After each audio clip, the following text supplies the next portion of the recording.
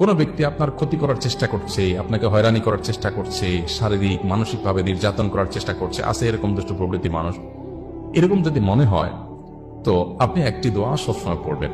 নবী করিম সাল্লাল্লাহু আলাইহি ওয়াসাল্লাম কোনো ব্যক্তি তার ক্ষতি করতে পারে এরকম আশঙ্কা বোধ করলে তার ক্ষতি থেকে বাঁচার জন্য এই দোয়া পড়তেন। দোয়াটা হলো আল্লাহুম্মা ইন্না নাজআলুকা ফি নুহুরিহিম ওয়া নাউযু বিকা মিন শুরুরিহিম। আল্লাহুম্মা ইন্না নাজআলুকা ফি নুহুরিহিম ওয়া নাউযু বিকা মিন শুরুরিহিম। অর্থাৎ, হে আল্লাহ, যারা আমার ক্ষতির চেষ্টা করছে, শত্রুতা করার চেষ্টা করছে, তাদেরকে উপযুক্ত শাস্তি দিয়ে দমন করার জন্য, তাদেরকে শেষ করার জন্য আমি আপনার কাছে দায়িত্ব অর্পণ করলাম। আপনি মেহেরবানি করে আমার হয়ে আপনি তাদেরকে উপযুক্ত শাস্তি দিন, তাদের থামিয়ে দিন, তাদেরকে দমন করুন, তাদের শেষ করুন।